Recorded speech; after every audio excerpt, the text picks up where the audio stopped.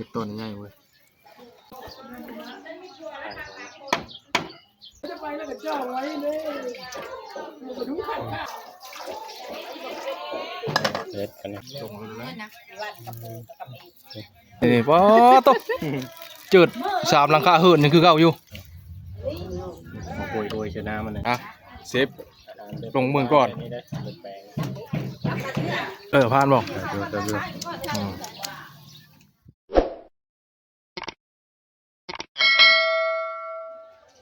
กลับไปตายสบายดีแล้วก็สวัสดีพ่อแม่พี่น้องปกปานเมื่อทุกคนวันนี้ก็ยังอยู่บ้านที่เก่านะพี่น้องนะวันนี้ว่าสิไปซอยเพียกซอยงานเขาเจ้า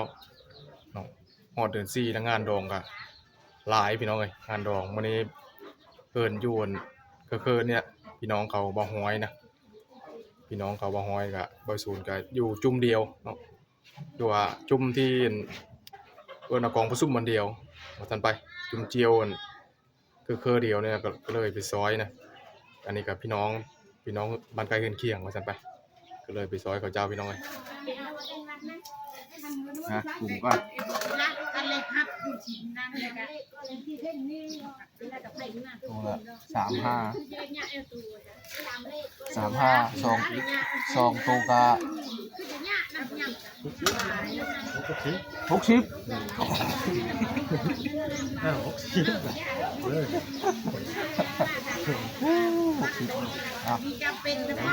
ัวกะ30น้ำปลา6เนาะ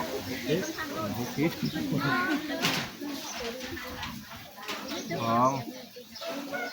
3 4 5 6 7 8 9 20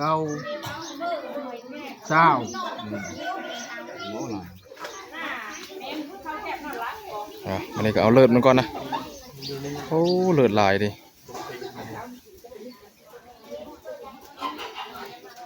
วิธีเอาเลิศเป็ดกะปาดเตอปีเบิงเลยเบิงซ้ายเบิงขวามือได้ กามบริบุกามตรวจสอบมันก่อน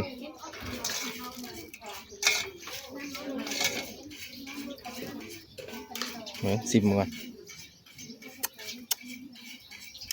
บอกกามสั่นเลยพอดีละ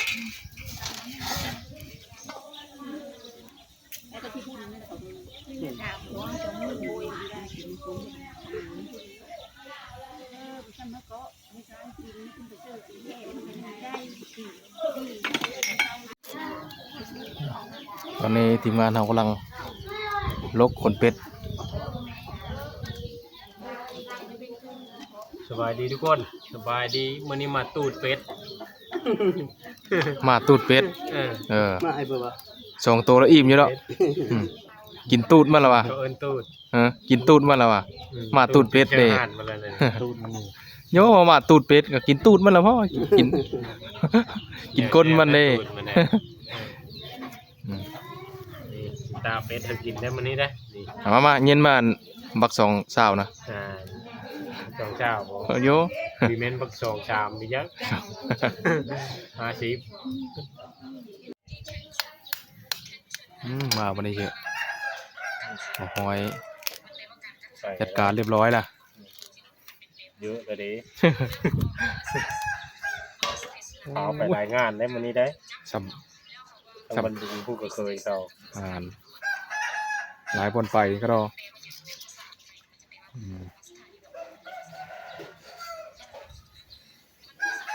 เอามาเพื่อจะช่วยตัวนะหลายคนเฮ็ดนี่ตัวนี้ช่วยเฮ็ดตาเลือดนะซีนมันนี่กับมัน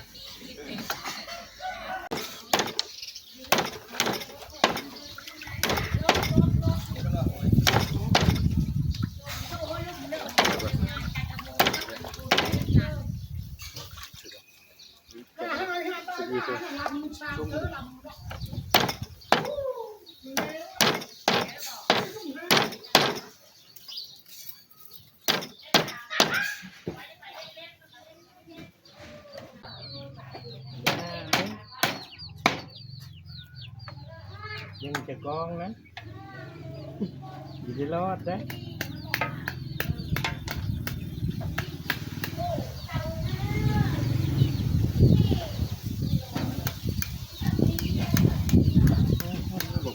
เงา เงาลูก มันเร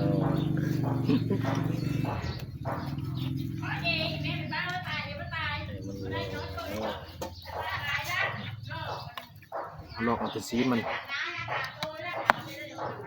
ซีนกับไขมันมันซอยเฮ็ดตาเลือด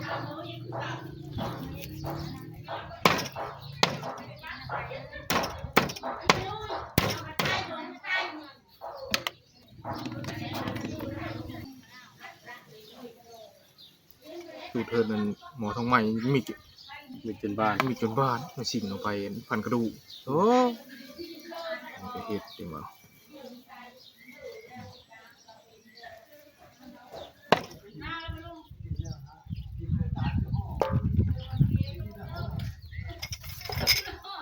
เรียบร้อย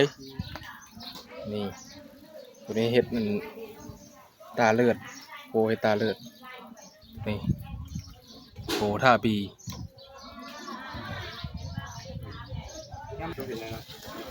ลงลงระบบ นี่โอ้ กระตุกงามพลังเลย มีเที่ยวเป็นโง่ไปเลยมั้ง เชื่อว่าน้ำบ่ เท้าđấy chưa đấy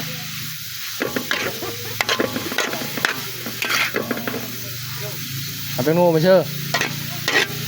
đấy.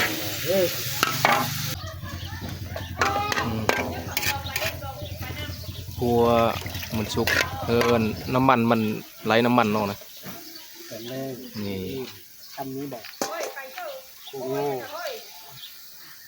พอแล้วเนาะ อ่ะตักชนี่มองได้น้ำมันมาได้เอาแต่ชิ้นมาตอนนั้นเอาสิหล่นเลยนะนี่ ตักอีสายนี่ มึงฮุบไม่ชูน มามันเก่งขึ้นจากที่น้องนะดูอีกแล้ว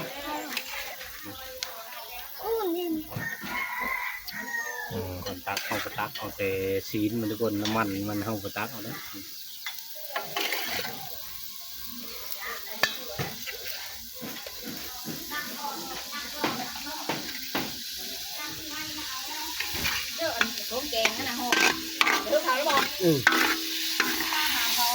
คือเลยโอเคทุกคนเรียบร้อยนี่เตรียมถ้วยไว้จานไว้นี่5 จานนะโคแล้วเรียบร้อยแผนกพักกะซ้อมเรียบร้อยมาวันนี้สิมาปรุงก่อนมาอันกาตงเลือดมันก่อนว่ามันสิน้ำจากโบ่งเลือดจากโบ่งมันอย่างกามนะ แอคชั่น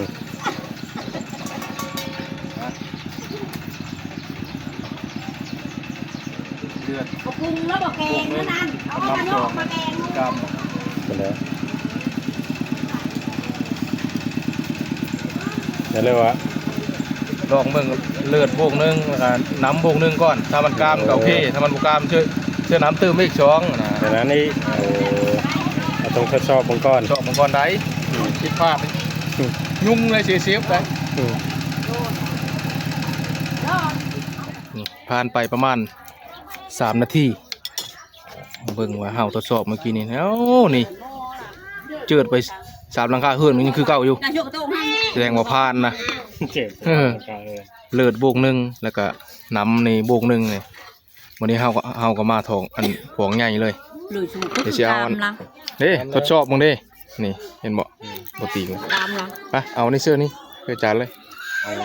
ตักเชิญในนี้นะ จับช่วยโฮ้ยครับ เอาเลยชื่อ เยี่ยม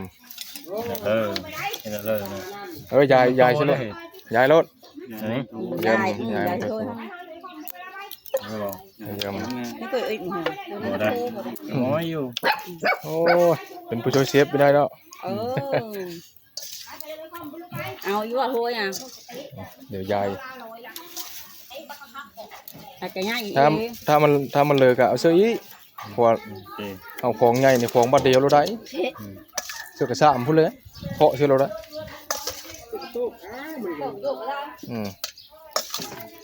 เดี๋ยวนี้คือเชื้อโรคน้อยค่ะเด็กชอบ ใจมึงดูพอนี่อันนี้เขาก้อยเนาะไอเชือกอีตั้งห้าตัวนะมันเหลือดิ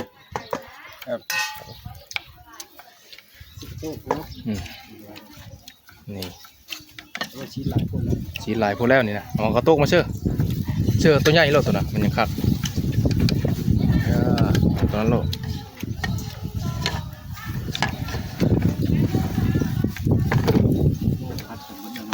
มาเชื่อกระตุกเลยไปเลย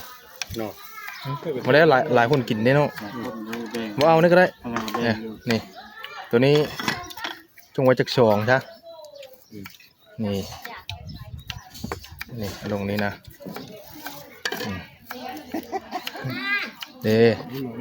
โอเควางแผนได้นี่บริการ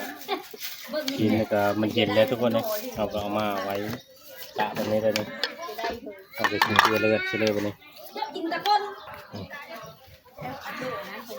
ถึงห่อเข้ากันหัวสิไข่ซอยก็ครับดูโรยนามัน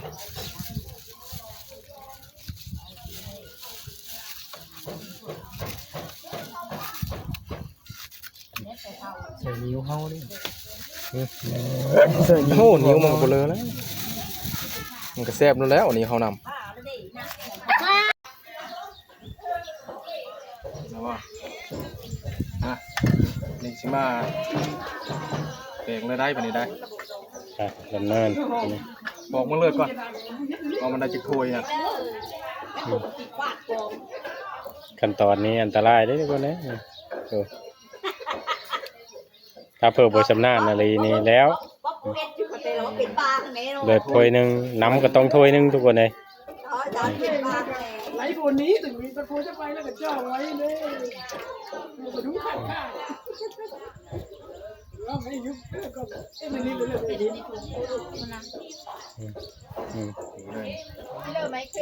พอดีเลยพอดีตุ๊กหนึ่ง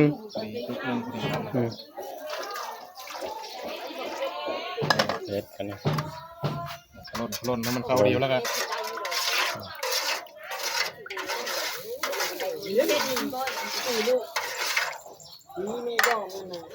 ลาไปเลยเฮ้ยป่ะเดี๋ยวก่อนส่งเลยนะน็อกเงินไม่น็อกโอ้ปันเงิน7 ใบคือเดียวฮะมีน่ะ7 ใบท่านโอ้7 ใบลอยเรียบร้อยโอยแล้วป่ะนี่ก่อนแกงก่อนหมุนก่อนจำสูตรได้แล้วป่ะนี่ได้แล้วบ่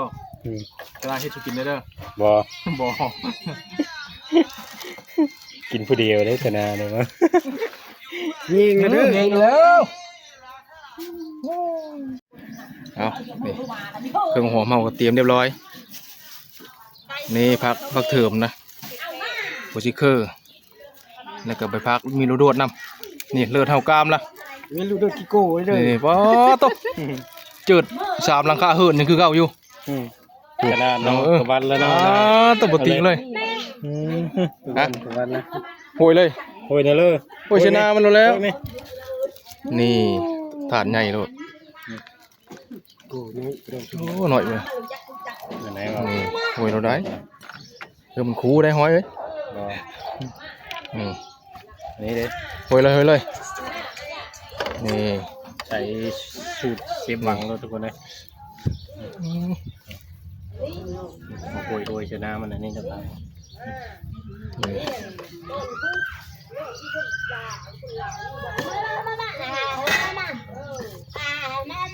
มาโอ้ดิเขาคุยเขาไม่น้อยนึง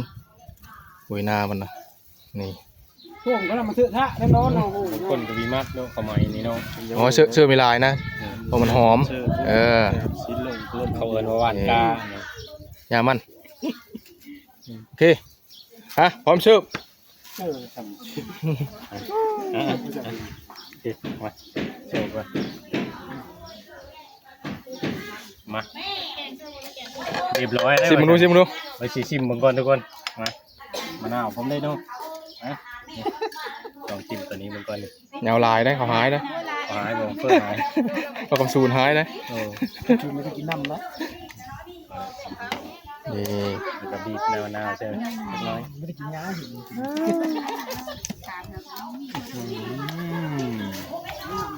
นี่มันเป็นยา เอาเลย เกิดจ้าขนาด เป็นยา ยอดละ อันยอดละ เอาไปกิน เอาห้องไรเพิ่มผลสินะมาปั่นเข้าได้ไหมครับเอาดูได้ไม่ต้องเกรงใจนะ เข้ากับหุ่มผ้า เข้ากับหยกแข็งนิดนึง หามุ้ง เดี๋ยวเวลาไปเล่งดุย เขาหามุ้ง เอาดิไหม มึงเป็นเยอะที่มึง เอา เรียบร้อยเลย บอกนอนอยู่กับต้ม มา ป ด ก อก ติมันเอาอันนั้นเลยทุกคนเลย นี่ เอาบวงตัก เอา เอาข้าวหมามเลยนี่ กามคักเลยเนาะอ่ะเซฟ ลงมือก่อน นี่ได้แปลง เลิกพานได้บอกอันนี้พานขนาดยังมันให้กินอยู่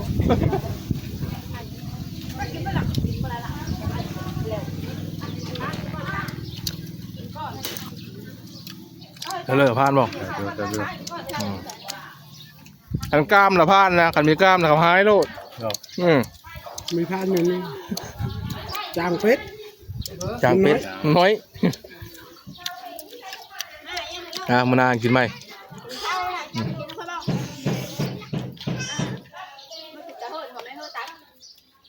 จางเพชรจางเพชร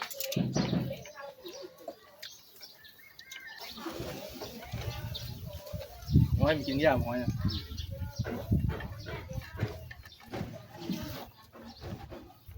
คนน้อยเองทั้ง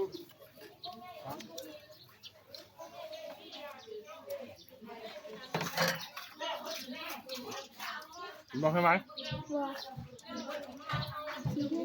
กินเถอะน่าเป็นกะปิเลยละแต่มันเขาเจอเลิศเลย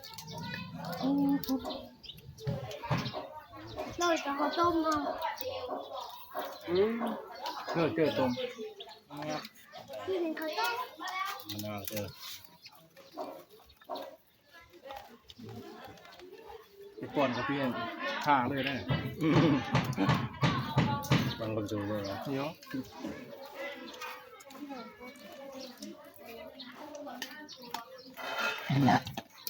ฮะ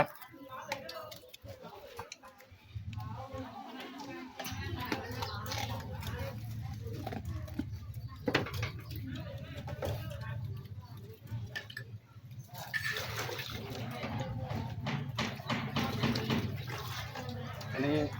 ว่าอันเบ็ดคำนี้เอาเบ็ดน้อยคำนี้เอา35อันใหญ่นะฮะ57ปลา ปลา อ้าวอันนี้ปรุงบาดเดียวได้นี่มอนว่า6 คลิปลูก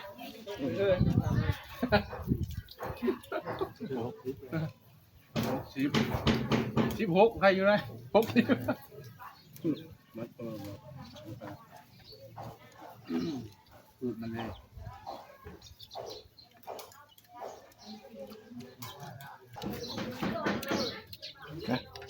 อย่าไปลงน้องนะแม่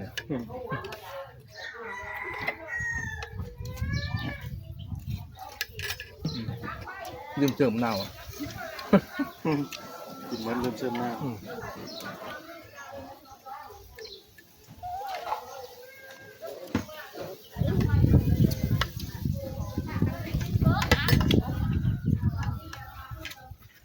ขโมย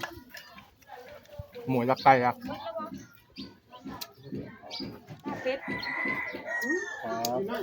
ตกลงเขา โอ้ยกระโตกมันอยู่ในมันกันหลายคนเพราะเฮ็ดเป็น3ด้าน แล้วหมูมาเท่านั้น แล้ว แบ่งเอา มีว่าเป็ดอยู่หน้ามีอยู่ มั บ่ นไก่กับมีนี่ มาละเพิ่มไปเอามา เขาพูดง่ายๆก็ กูใหญ่จังหน่อยว่าไม่เคยมีแน่เลยนะ ม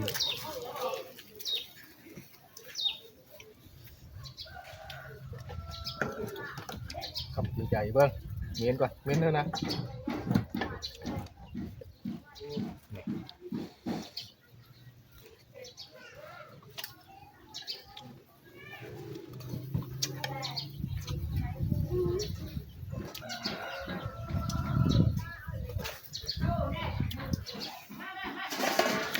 เจ็บหนักยังไงอันนี้ก็จะพาเดี๋ยวหาลุงน้องก่อนหาปูน้ำก่อนนะสำหรับคลิปนี้ก็ขอฝากไว้เช่นนี้ก่อนพี่น้องเจอกันคลิปหน้า